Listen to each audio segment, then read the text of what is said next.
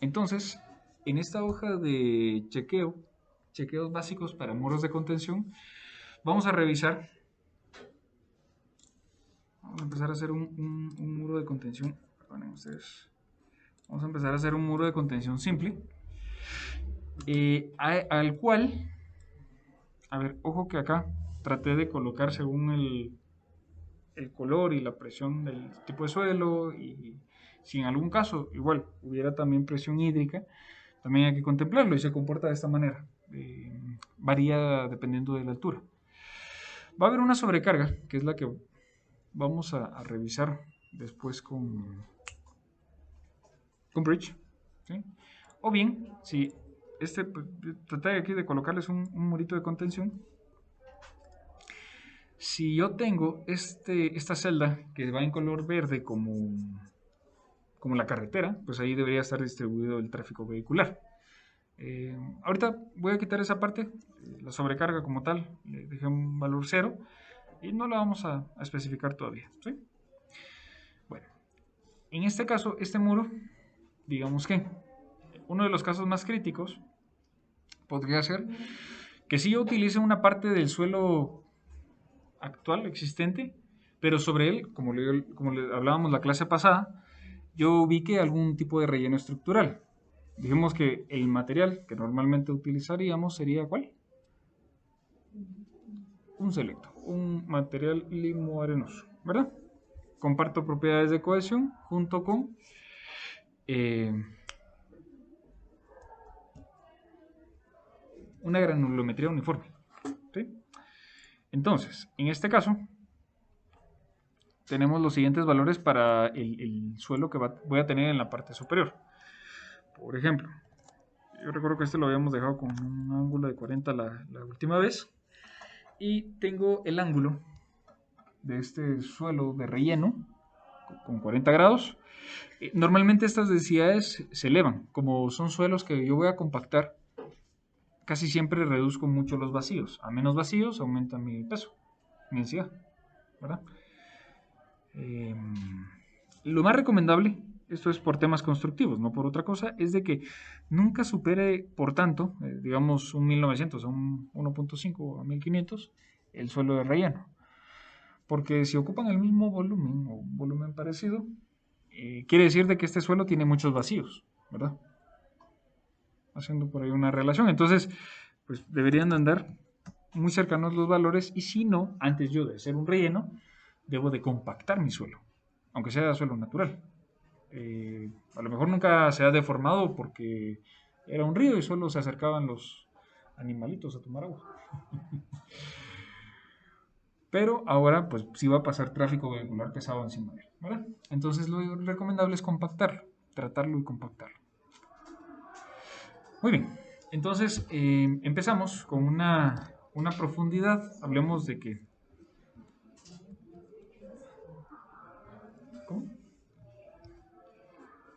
¿Cómo? Vamos a utilizar un muro de 5 metros, vamos a enterrarlo por ahora 2 metros, ¿sí? Resalté esta parte para que se notara ahí la diferencia de los estratos, más o menos. Y tenemos los siguientes efectos. Bueno, el, el suelo de la parte superior va a generar cierto empuje que va a variar en función a la profundidad, que en este caso sería este triangulito que aparece como P sub 3, ¿sí? O P3. Con él también debajo del y separé la presión debido a que son características diferentes de suelo, ¿sí? Prefiero que aprendan a diseñarlo con dos tipos de suelo. Tres es la misma teoría. Y en el mejor de los casos, que sucede, que puede sucederles, en campos se encuentran un solo suelo y que no hay problema. ¿Sí? Entonces es mejor que aprendan con dos. Luego de ello tenemos una presión o una carga que va a actuar según la sobrecarga que esté pasando en la parte superior. Y también podría ocurrir una presión hídrica, si es que, a ver, el pavimento tiene pavimento, no carreteras. El pavimento tiene una función básica y principal en las carreteras. Pavimento, cualquier tipo de pavimento. ¿Cuál es? Esa es pregunta de privado. A ver, Rivaldo.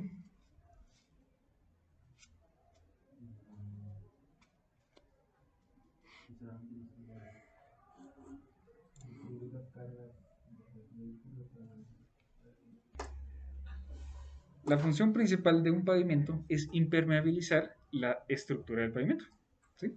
Ustedes tienen, y créanme, se van a esforzar y van a invertir mucho dinero compactando, acomodando, conformando, rasante, subrasante, base y subbase. ¿Sí? Pero todo eso es arenas, es grava. ¿Sí? Limos y arena, ¿no? Pero ¿qué pasa si yo dejo un limo o una arena expuesto a la intemperie? La lluvia se lo va a lavar en el paso del tiempo. ¿Qué es lo que pasa con las carreteras que no llevan algún tratamiento? Siempre después de época lluviosa aparecen esas bonitas zanjas, ¿verdad? Entonces, normalmente ustedes en estribos de puentes no van a tener presión hidráulica en la parte de atrás del puente, del estribo. Sí va a ocurrir en este lado, ¿sí? Es decir, que esta a lo mejor sí podría pasar, pero por acá, ¿sí? Por alguna crecida que se salga un poquito de donde debería de ir. Entonces, yo la dejé incluida en esta hoja para explicárselas, más no es necesaria. Pero es bueno que sepan que si yo, por ejemplo, acá tengo pues, un terraplén sin mayor tratamiento, sí puede generar algún empuje, a menos de que se deje algún tipo de drenaje. Y normalmente esos drenajes son drenajes, por ejemplo, del tipo francés. Un tubo perforado que se deja antes del muro de contención con geotextiles, perdón, para que no se vayan los finos por ahí y no se tape. Y el agua circula por él y no empuja el muro. Bueno. Entonces, esos son las presiones que traté de colocárselas con algunos recuadros por acá. Nuevamente tenemos ¿cómo se llama? El cálculo de la KA, solo que en este caso, como tengo dos suelos, dejé una para el suelo tipo 1, que es el H altura 1, y el valor caso A para el suelo tipo 2. Entonces es la única complicación o lo diferente que se muestra a diferencia de la clase pasada donde solo calculábamos 1. La cohesión decidí ahorita en esta hoja, porque sí se va a complicar un poquito ahí el tema de los cálculos, pero ustedes ya saben que es algo que debemos de realizar y para la presión hay que sumarle esto. Pero para esta hoja vamos a asumir de que no son suelos cohesivos, entonces no está sucediendo esta parte. La presión actúa de forma lineal, porque para explicarla es la forma más sencilla, por lo que yo calculé. Entonces, si yo tengo estos valores, lo que sucede con ellos es de que voy a tener, por eso es de que se separa esto, voy a tener las diferentes características. Vamos a ver, permítanme por acá, les voy a dividir esto. Vamos a ver si se mira aquí. Bueno, entonces yo tengo de un lado del suelo varias fuerzas actuantes. Tengo la presión del suelo tipo 1, la presión del suelo que es el tipo 2. Si hubiera una sobrecarga, pues hay que integrarla. Obviamente esta pues va a depender de la carga que transite en la parte superior. Y si hubiera una, pues por parte del agua, pues habrá que incluirla. ¿Sí?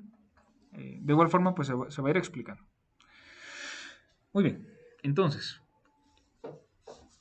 como yo no tengo sobrecarga ahora, la sobrecarga, si ustedes se recuerdan, en la hoja esta, aparece, permítame solo, ¿dónde está el esquema? Sobrecargas, ahí está. Como la sobrecarga nosotros por ahora, ya que haciéndola previo a llegar al muro de contención, pues adquiere una forma muy irregular, que la verdad les digo, lo más exacto para calcularla es integrarla, pero lleva tiempo, no hay tiempo. Entonces lo que vamos a hacer es de que vamos a asumir siempre el estado en el cual la carga distribuida o la sobrecarga vehicular está afectando justo al borde del muro.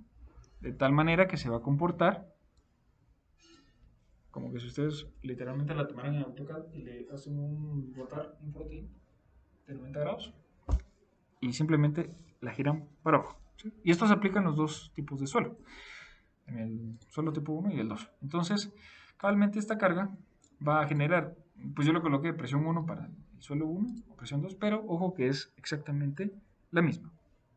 Bueno, entonces, si hubiera algún valor, pues lo ideal sería que ese valor pues generara algún empuje en función a la medida que tenga. Ahorita no vamos a ver esa parte. Pero estas presiones lo que vamos a hacer es de que acá les dejé el origen. Lo que haremos es de que en base a ese origen, porque así cuando se muestra el pizarrón creo que no se ve bien en la pantalla, entonces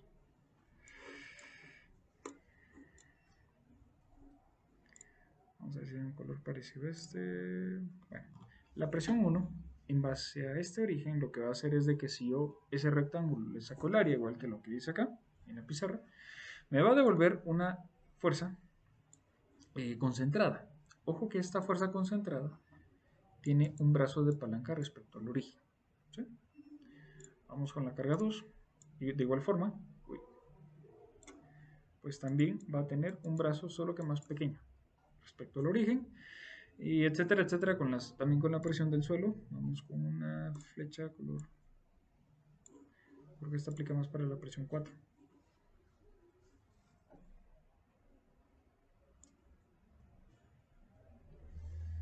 Por acá, y la misma teoría, ¿sí? Entonces, a cada figura geométrica, rectángulo o triángulo, debo de encontrarle yo su centroide y ahí aplico lo que me devuelva el área. Porque el área de una presión distribuida es la fuerza puntual. ¿Sí? Es decir, que para yo encontrar la fuerza puntual de la presión que genera, porque es más fácil idealizar las cargas distribuidas como cargas puntuales, porque si no habría que integrar todos los diferentes brazos que van ocurriendo dependiendo de cómo varíe la presión respecto al origen. Entonces, a todas las cargas, sea con forma rectangular, o sea uniforme, o sea variable, es decir, la triangular, yo le saco el centroide y la aplico directamente al muro. Entonces, si hablamos de la carga del suelo tipo 1, que sería la carga P sub 3, que es la que tenemos en la parte superior, lo que debemos de realizar es lo siguiente. Como aparece en el pizarrón, este valor, que sería el valor caso A, por el peso específico, por la altura, va a ser la dimensión B del triángulo. ¿Sí? Les quede ahí en la grabación.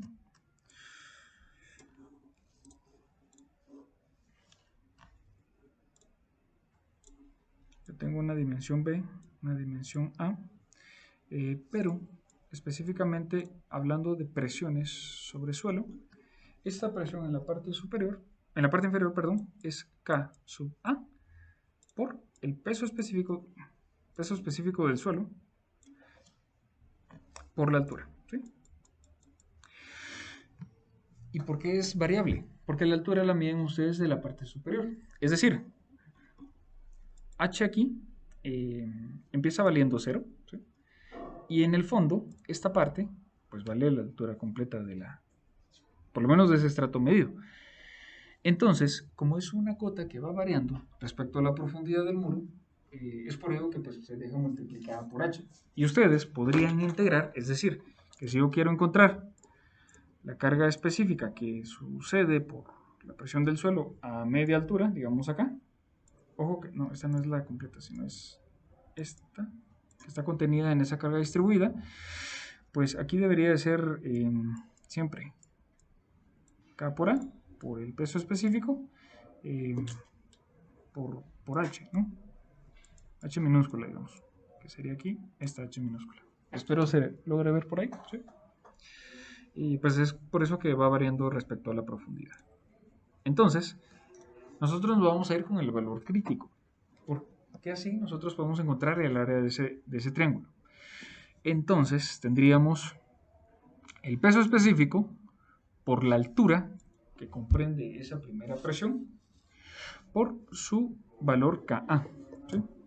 Nuevamente el valor K sub A, pues ya lo vimos la clase pasada. Solo recuérdense de que deben de... Hay dos maneras de sacar el coeficiente A. Una puede ser a través de tangentes o la otra estaba en función a cosenos, ¿no? Coseno, coseno es K sub P. Permítanme, vamos a ver. Aquí está, seno. Cualquiera de las dos maneras les devuelve a ustedes el valor. Entonces, en el Excel lo que yo hice fue que la primera parte de la ecuación es potencia, luego la cierro con un numerito 2 por este exponente a la 2. ¿Sí? Luego voy colocando tangente. Tengo que convertir los grados a radianes porque Excel trabaja todos los ángulos en radianes, no en grados. Y los grados era 45 menos el ángulo de fricción interna dividido 2. ¿Sí? Eso me devuelve un valor de K sub A de 0.22. Normalmente para K sub A, los valores serán siempre inferiores a 1. Es un tip, digamos. Es un chequeo que ustedes deben de revisar. Y los K sub P, es decir, de la presión pasiva, es decir, la que tengo yo de este lado. Vamos a poner acá. Presión pasiva. ¿Sí? Y la activa, para que se nos quede, es la que está empujando. ¿Sí?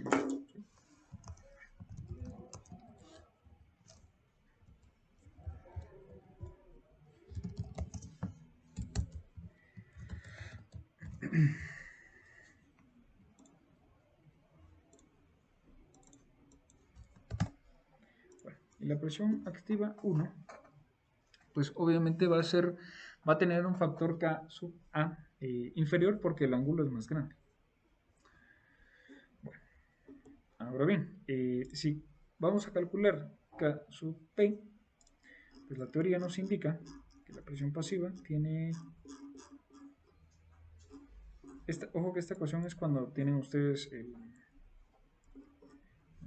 ¿Dónde está? Aquí está, perdón. Es tangente, igual, siempre elevado al cuadrado, de 45 más, y es por esto que siempre supera la unidad, por este signo más, el ángulo de fricción interna dividido 2. Entonces, K sub P sería tangente, nuevamente convierto a radianes, de 45 más el ángulo dividido 2. 45 más 15, perdón. Y lo elevan al cuadrado, que no hay problema. Muy bien. Entonces, en el fondo, les va a generar a ustedes... yo en este cuadro, porque lo que hice fue integrar acá. Vamos a ver, tal vez este lo vamos a colocar para que no se me van a perder. En esta primera parte, yo lo que tengo son presiones activas. ¿Sí? Activa le vamos a llamar a todo lo que está actuando detrás del muro, lo que estoy conteniendo. Y aquí vamos a... Permítanme solo presión activa. Y aquí voy a dejar lo que es presión pasiva. Tengo también aquí un... Permítanme. Ahí está, si no cambia nada. Bueno. Entonces, el caso P, en este caso, nos devolvió un valor de 3 debido a que yo estoy utilizando el ángulo de fricción del estrato número 2, porque digamos que a nivel de terreno yo utilicé el mismo tipo de suelo que estaba naturalmente para generar un relleno acá. ¿Sí? Entonces, esto me va a generar, pues obviamente, por la altura. Recuérdense que acá la presión activa, vamos a colocar aquí un pequeño cuadrito, un pequeño triángulo, perdón.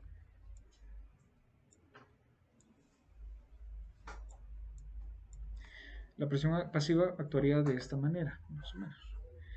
De igual forma, así como veíamos en este triángulo, aquí, hablando desde el punto de vista de la presión pasiva, sería K sub P, por el peso específico de ese suelo de relleno, por la altura que se obtenga en este lado. Por eso es importante especificar desde un inicio el número 2.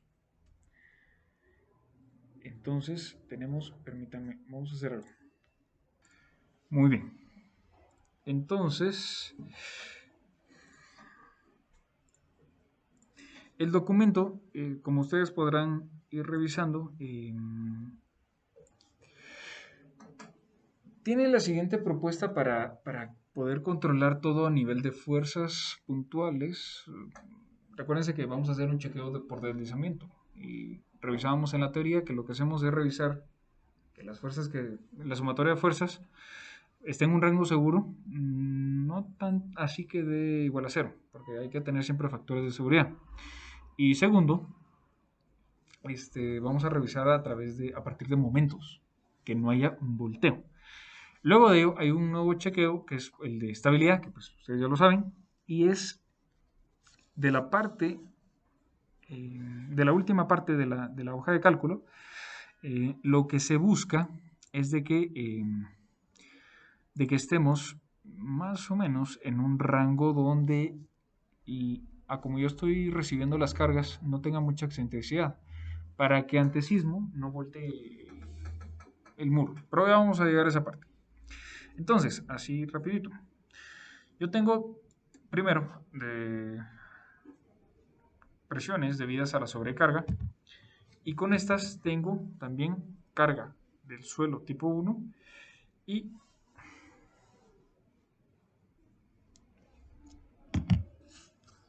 presión debida al suelo tipo 2, ¿verdad? Que sería básicamente la que tenemos en color naranja y luego la que tenemos en este pequeño triángulo. Ahora bien, fíjense ustedes que cuando hagamos un análisis con dos suelos, n cantidad de suelos diferentes, la única variación que hay que hacer es de que el suelo, cuando llega antes de cambiar de estrato, yo tengo aquí en la cota inferior de P, o del triángulo P3, un valor. Ese valor, ya vimos, es K por A, por R, por H. ¿Sí? Entonces lo que yo tengo que hacer es de que este suelo lo voy a convertir a una carga distribuida. Si quieren verlo de otra manera, esta presión que yo tenía en la parte superior, ahora al suelo, tal y como les explicaba en la sobrecarga, color verde, esa se distribuye de manera uniforme. Entonces, la presión que tengo en el suelo de arriba, la voy a distribuir uniforme sobre el suelo tipo 2. ¿Sí? Entonces, también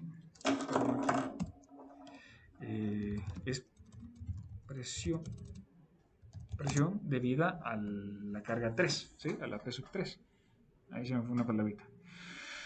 Entonces, básicamente, ese valor lo obtenemos.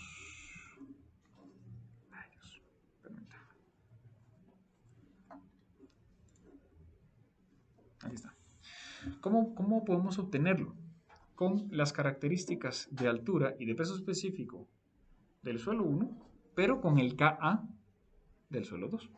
Es lo único. ¿Sí? Y la aplicamos de manera uniforme, no variable, no variándola. ¿Sí?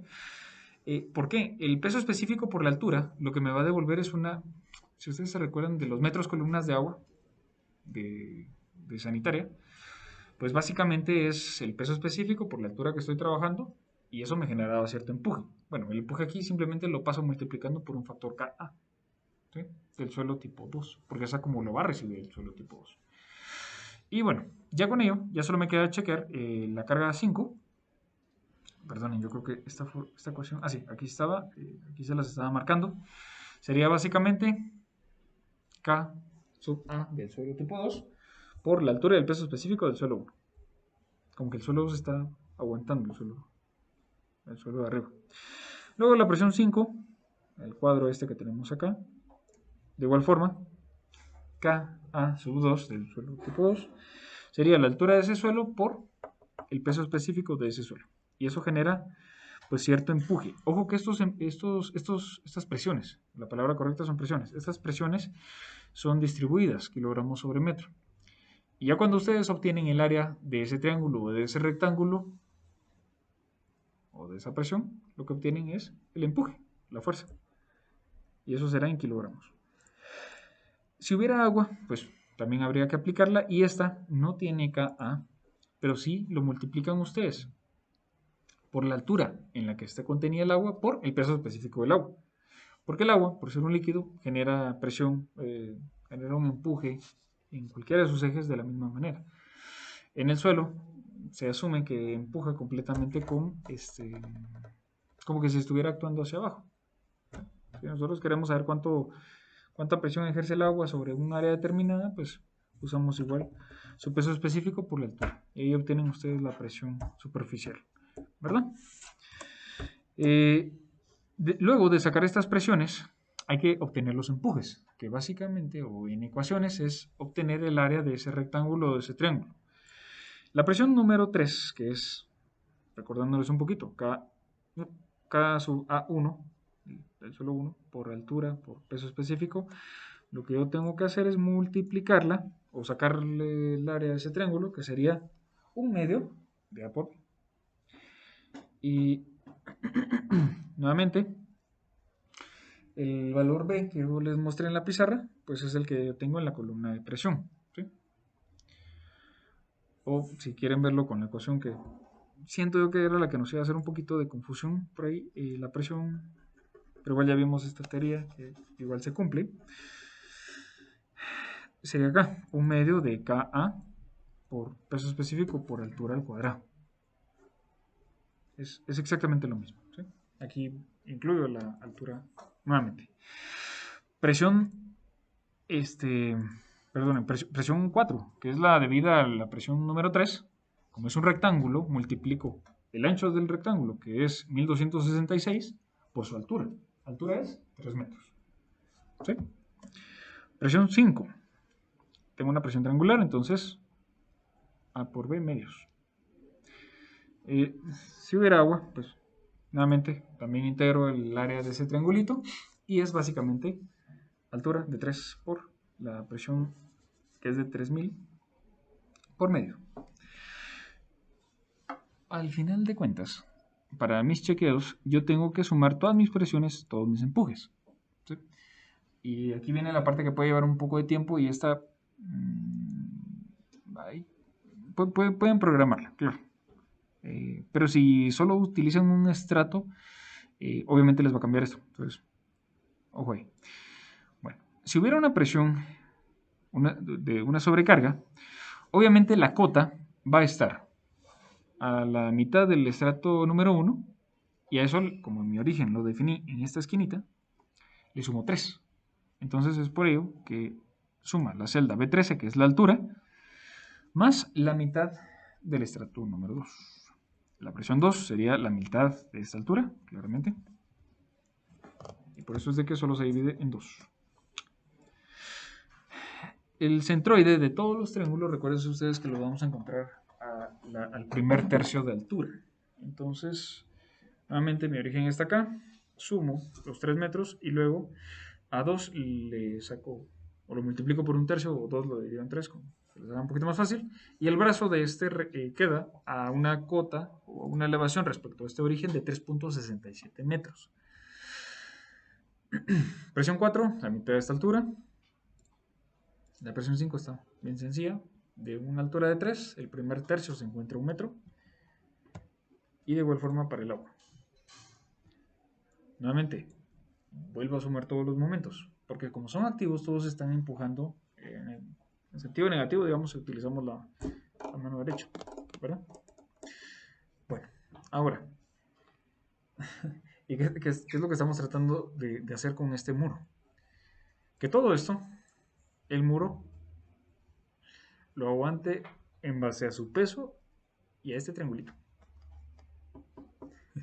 La presión pasiva. La presión pasiva se tiene que hacer grande. Entonces, dentro de los factores, cuando calculamos el caso P, obtenemos ya un factor bastante grande. ¿Sí? Ya esto genera una buena ayuda para resistir las presiones. Ojo que acá, basándome nuevamente en la ecuación de peso específico por altura por caso P, yo obtengo una presión pasiva, es decir, que este triangulito, si lo quisiéramos hacer a escala, más o menos, bueno, no, aquí está exagerado, más o menos, ¿sí? Porque la sección B, la medida, la cota, perdón, el cateto adyacente sería de 10.080, de 10.800, perdón. ¿Sí? Entonces, es un triángulo pues bastante deforme si lo quisiéramos hacer escala, ¿verdad? Bueno, muy bien. Y el empuje pasivo, como la altura es de 2, la mitad es 1, entonces es por ello que resulta el mismo valor. ¿Sí? Obviamente si yo tuviera pues mucha más área enterrada, digamos 4 metros, pues entonces ahí sí ya mejora mucho.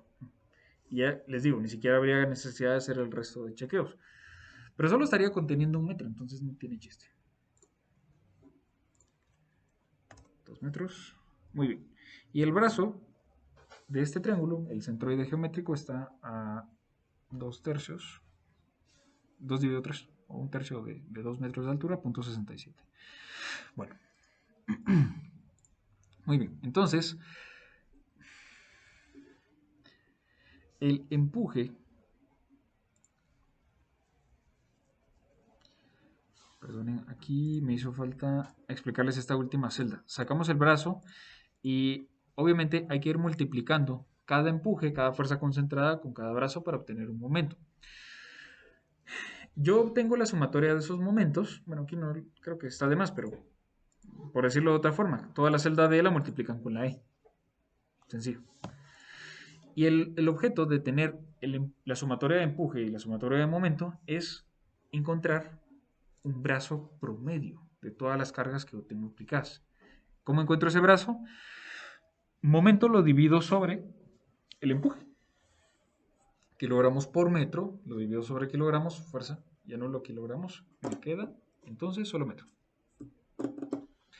Y la sumatoria del empuje debería ser esta. ¿Sí? Entonces es básicamente estandarizar. Por eso les decía que no hay problema si lo trabajan para un suelo, 2, 3, etc. N cantidad de suelos, porque al final todos llegan a estos valores.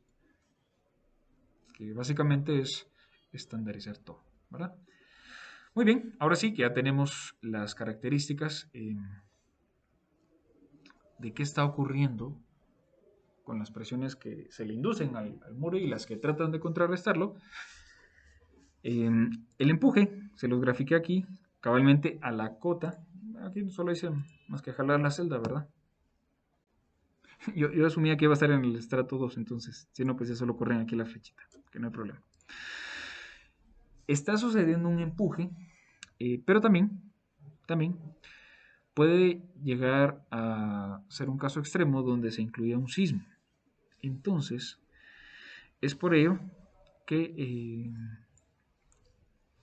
les coloqué acá pues otra fuerza que puede generar bastante impacto en el muro. ¿Sí? Muy bien. Hasta este punto no se han visto dimensiones en sí del muro. Es por ello que aquí aparecía un poquito deformado. Pobre. Pero acá, y esto era algo que recuerdo, les mencionaba que lo que tenemos que hacer es tratar de trabajarlo o dividirlo en elementos o figuras geométricas que conozcamos. Rectángulos y triángulos puede ser. También en la teoría aparecía otro donde había un muro, si no mal recuerdo, con un triángulo o un aletón acá. Bueno, por ahí estará. Entonces, si fuera así, yo creo, permítame, yo creo que ese, vamos a ver, aquí está, este es. Uy, perdón, aquí, no, esta celda fue, perdón, aquí no sé qué corrí, pero ya desconfiguro esto. También pueden producir muros de esta forma y lo único que hacen es sumarle pues esa figura geométrica. Y de igual manera, sumatoria de momentos, sumatoria del peso que eso genera, etc.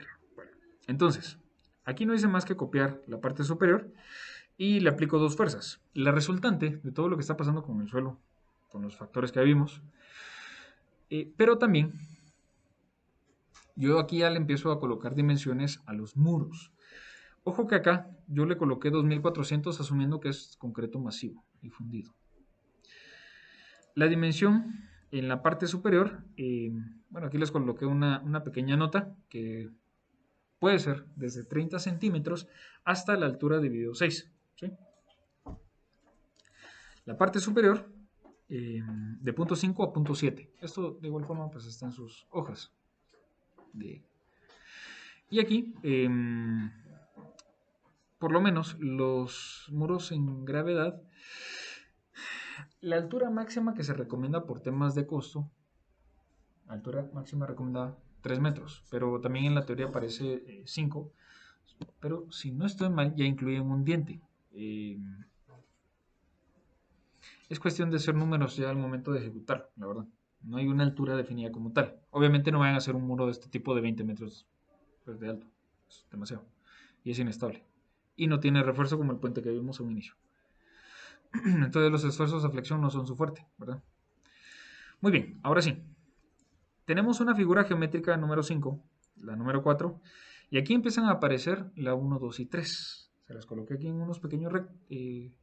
uy, perdonen, aquí... Creo que esto se corrió un poco. Esto era un triángulo, permítanme. No sé qué celda fue la que corrí, permítanme. Bueno, la figura número 3 era un triángulo, el 2 es un triángulo, el 1 es un rectángulo, 4 triángulo y el 5 un rectángulo. Entonces, el objetivo acá es sacarle a todas su peso.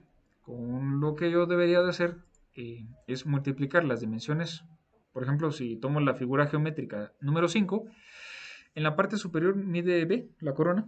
En este caso B la dejamos, supongan que de .50. Ay, no, si no, eso les va a cambiar los valores que tienen en el PDF. Voy a dejarla con 1 metro, es mucho, la verdad, pero bueno, es bastante. La base 4, igual siento que es mucho, pero bueno, yo estaba probando por ahí, yo creo que dejé otras celdas ahí mientras tanto. Entonces, ¿qué debemos de realizar? Primero, el peso de la sección número 5 sería un bloque cuadrado de 1 metro por, vamos a ver, 2, 3, de 1 por 5, ¿sí? Entonces, el bloque número 5 lo multiplico con la medida horizontal por la altura.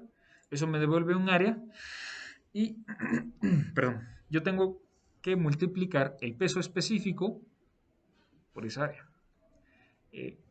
Ojo que acá el peso, si se van a las dimensionales como tal, perdonen, aquí tengo un pequeño error, debería ser un peso que va en kilogramos sobre metro, ¿verdad? Porque ahí les va a quedar un metro en el denominador. Eh, pero sucede la misma teoría que la parte superior. Bueno, para no cambiarles mucho respecto a su hoja. Y debemos de realizar el mismo procedimiento en el cual el triángulo, por ejemplo, las dimensiones del triángulo, la sección número 4 sería claramente la parte B mayúscula menos la corona, ¿verdad? La parte inferior yo le resto la parte superior. Si esto tenía 4, ahora y 1 en la parte superior, yo tengo una base de 3 que se ve aquí. Y una altura de 5. El área, ahora sí, como es una forma triangular, lo multiplico por 0.5, la dividen en 2, como gusten, y la multiplican por el peso específico. ¿Sí? Voy sacando todos los pesos. Ahora, ¿qué sucede con estos triángulos, el 2 y el 3? Nosotros normalmente utilizaremos la geometría triangular en esta parte porque cuando nosotros rellenamos ese plano inclinado, el peso del suelo que está sobre ese plano también genera respecto al origen. Claro, obviamente esto está actuando bajo la gravedad. Va a producir una fuerza vertical y también va a estar a cierta separación del origen. Entonces va a producir un momento. ¿Sí? Entonces, también con eso empiezan a aparecer esta celda que se llama brazo. Ahorita vamos a llegar a ese lado. Yo debería de, para obtener el peso que produce ese triángulo ahora invertido, número 3, tengo que multiplicar el área. Tengo una altura de ¿cómo se llama? Tengo una altura de 3 y la medida de 1.8, esta que les aparece aquí en la dimensión horizontal, surge de que desde este punto, vamos a acercar un poco por acá, desde este punto hasta este borde, la medida que yo tengo es B mayúscula, que sería entonces 4. ¿No? Sí, 4. Aquí resté 1 metro. Aquí lo que yo debería hacer es encontrar la altura donde va a intersectar cabalmente este punto. Y por eso es bien fácil idealizar la figura geométrica 1 como un rectángulo, ¿verdad? Entonces, aquí si se dan cuenta, yo estoy multiplicando la altura 3, permítanme, Ah, sí. Hice una relación.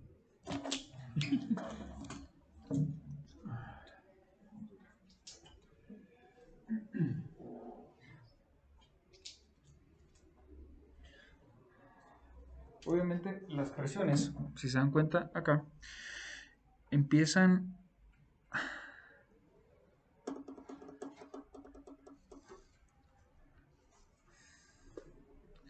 Yo lo hice a través de una ecuación, pero también se podría hacer con un CAD, por ejemplo, o sacando las medidas. ¿Sí? Perdonen, tal vez por el tiempo, solo les voy a comentar o les comparto la ecuación con la que yo la hice. Y es de que ahorita estoy trabajando sobre el triángulo este del número 3. ¿Sí? Porque la verdad es que me fui de abajo para arriba. El número 3 lo que hice fue que la altura, ¿sí? H sub 2, los 3 metros los multipliqué por la tangente de... es una relación de triángulos. ¿Sí? La tangente de el ángulo que les devuelvo a ustedes.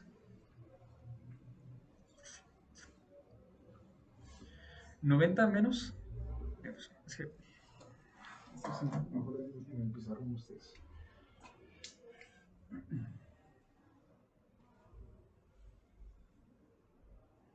Lo que se está produciendo en este lado, obviamente va a tener un ángulo, va a tener un cateto opuesto y un cateto adyacente. Entonces lo que debemos de resolver ahí es encontrar el cateto opuesto. Y con ello pues ya se puede encontrar, ¿verdad? Bueno, como yo dejé la ecuación, sería entonces la altura por la tangente. Recuérdense siempre de convertir. Y aquí sería de 90 grados menos cuando ustedes vayan a restarle a un ángulo en grados y trabajan alguna ecuación tangente, cualquier función trigonométrica en Excel, y se la van a restar a un ángulo en grados, hay que convertirla a grados. Por eso les digo que esta parte sí fue un poquito laboriosa, pero de igual manera se podría hacer en base a una relación de triángulos, que no hay problema, una relación de 3, lo pueden hacer también en CAD, que igual les queda. ¿Sí? Entonces, aquí lo que voy a hacer es lo siguiente. Permítanme ustedes. Les voy a tomar acá una captura. Como he dejado esta ecuación y con mucho gusto se las comparto después. ¿Sí? Porque así la verdad es que sí me detuve un rato en esto. Y por el tiempo, ya se nos va a acabar. Es más fácil que lo hagan nuevamente relación de triángulos o copien la ecuación, como ustedes gusten. Muy bien, esto es para el triángulo en 3 y el 2. Básicamente sería pues la altura completa menos la altura que tenga 3. Si la altura de 3 fue entonces, vamos a ver, aquí está, a la base completa de 4, si se dan cuenta, yo le resté el cateto opuesto. ¿Sí? Y eso me devuelve ahora el cateto opuesto del triángulo número 2. Nuevamente vamos a copiar por acá para agilizarles un poco. Y bueno, ya con ello me queda una última altura, que el rectángulo, el cuadrado en 1, debería ser igual. Las dimensiones deberían de ser iguales a las de 3. ¿Sí? Solo que cuando yo saque el área, simplemente no debo de... Lo que debo hacer es, como es un rectángulo, multiplicar A por B. ¿Sí? Y de esta manera yo puedo obtener el peso de lo que se refiere al suelo. Es decir, que los elementos 1, 2 y 3, todos esos los multiplico yo por el peso específico del suelo que corresponda. 1 y 2 se van con el estrato de arriba y 3, pues obviamente el peso específico del suelo en la parte inferior. ¿Sí? ¿Estamos bien? Muy bien. Para los pesos 4 y 5, yo lo que debería hacer es multiplicar por el peso del material que voy a utilizar. Como les dije, pues, asumiendo que es un muro fundido, los elementos 4 y 5, yo multiplico el área que se produce, por ejemplo, en el caso de la 4, que es esta área triangular, por los 2400, y en la parte inferior, pues los 5 metros cuadrados por el peso específico, ¿verdad? Al igual que en el paso anterior, saco los brazos de cada, o el centroide de cada uno de estos elementos, del 1, 2, 3, 4, la misma historia. El 5, el más fácil, va a estar a media altura, solo que este brazo, vamos a ver, como lo que voy a hacer ahorita es un chequeo para cargas gravitacionales. A un inicio, yo había hecho el origen en esta parte. Vamos a ver. El origen estaba en este punto concentrado y las fuerzas actuaban en estos sentidos, ¿sí? Por lo cual, las cotas del brazo yo las medía del origen para arriba, ¿sí?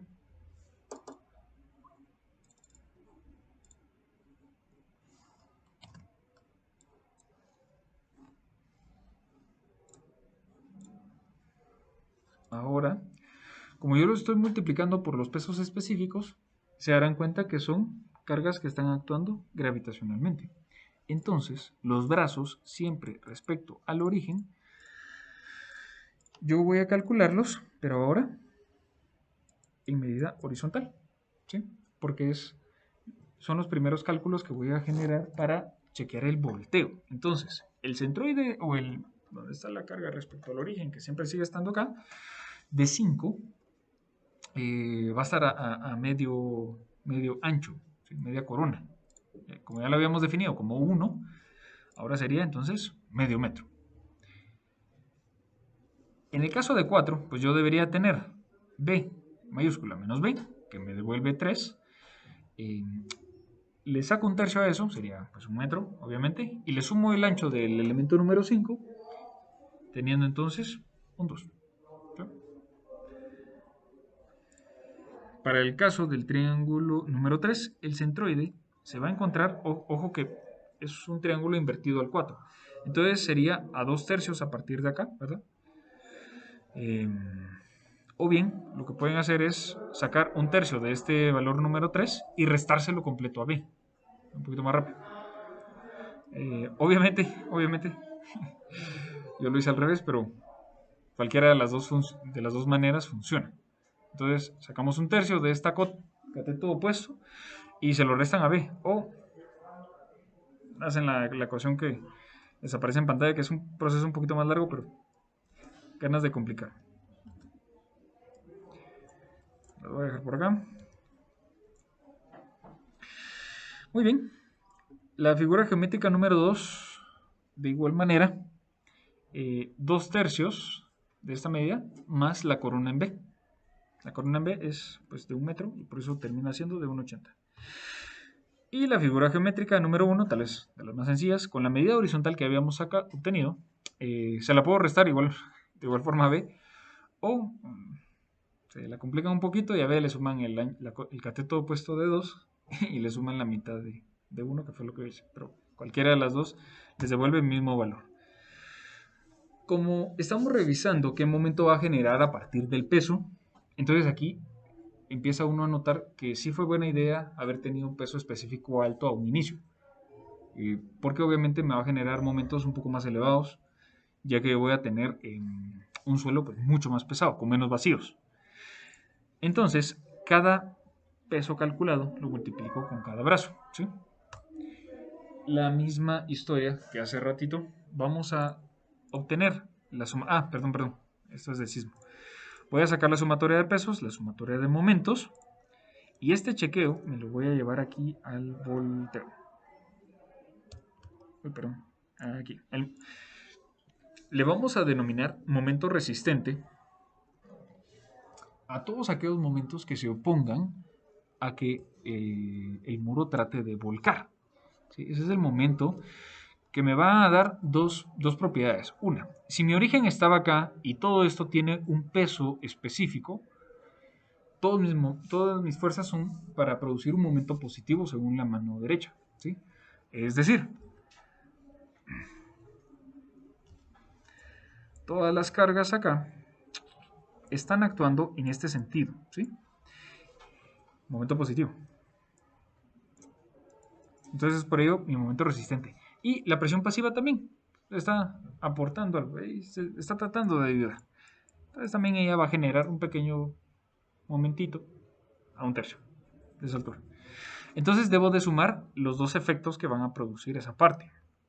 Sería entonces el momento que ya integramos con todo el despiece que hicimos, más el empuje que ya habíamos obtenido por el brazo ese que habíamos calculado. Recuérdense que ese bracito, este que está por acá, es un tercio de esa altura enterrada, ¿verdad? Porque está actuando aquí en el primer tercio del triángulo. Entonces es por ello que mi momento resistente es entonces de 91.000, perdonen, aquí ya no les coloqué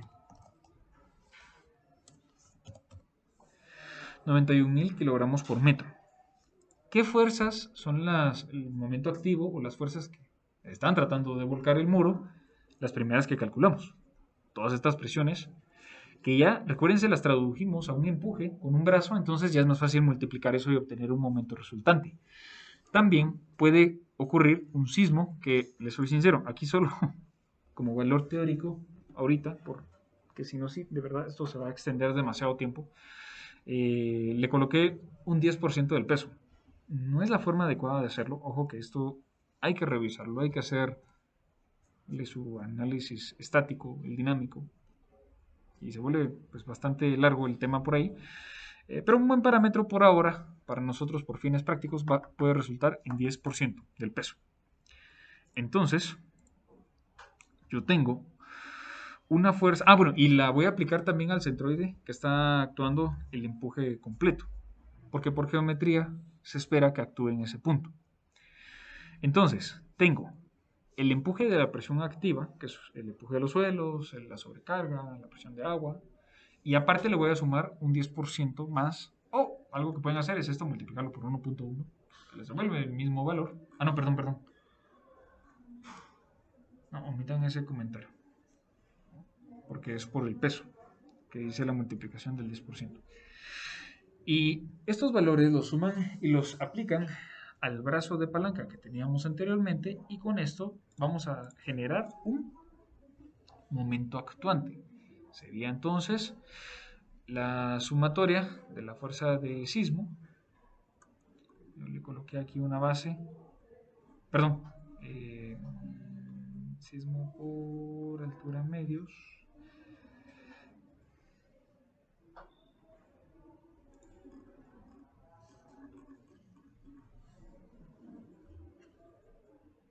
Perdonen, aquí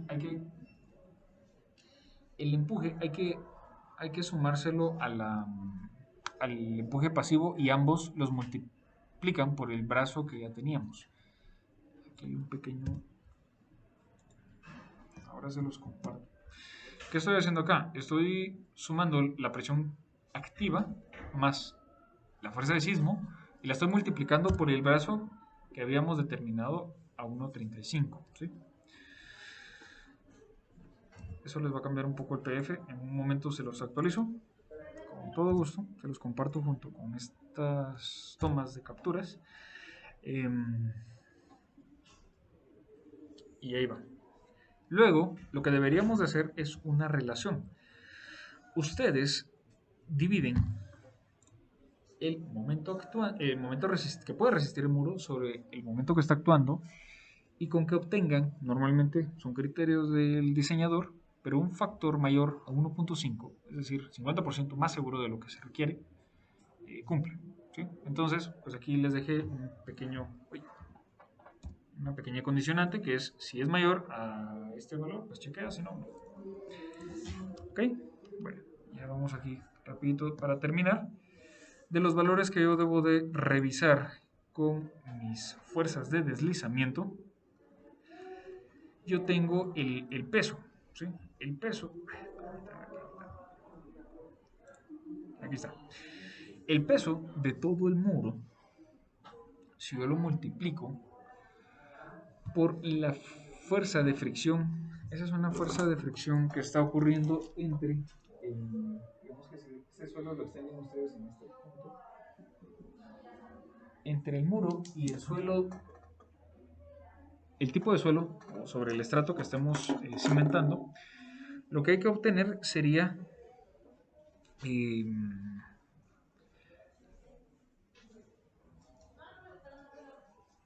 el peso de todo el muro por la tangente del ángulo de fricción interna del estrato donde estemos cimentados. Entonces, no es más, permítanme, vamos a ver, para que les salga ahí el valor, no es más que calcular la fuerza, el coeficiente de fricción y la fuerza de fricción. ¿Sí? Luego, la fuerza resistente va a ser dos. Una proviene de la fricción y otra del empuje pasivo, que es minúsculo pero algo aporta. ¿Sí? Perdonen, aquí nuevamente se me corrió esta celda. Aquí debería ser esta. Perdonen, creo que ya de último inserté una más. Creo que fue la del agua. Por ahí se me corrió. Entonces, ojo por favor que las fuerzas resistentes, ahorita hablo de sumatoria de fuerzas horizontales. Las que actúan para que no se deslice el muro es la fricción más el empuje de la presión pasiva. Y estas van a tratar de contrarrestar las fuerzas que suceden del lado de las presiones activas. ¿Y qué fuerzas son? Pues básicamente son todas las que habíamos integrado y sumado. Bueno, está aquí como la actuante, o bien esta actuante igual, porque esta ya tiene el sismo. ¿Sí? Nuevamente, ustedes dividen esta sobre las fuerzas resistentes y si nuevamente es mayor a 1.5, cumplimos y estamos bien. Para chequear los volteos tenemos lo siguiente. El momento resistente, es decir, el que nosotros encontramos, más la presión pasiva por su bracito, yo debería de chequearlo contra los momentos, los momentos que actúan. Sí, esta parte ya la vimos. Y cabalmente obteníamos el valor de 4.16. Ahora bien, fíjense ustedes que aquí entra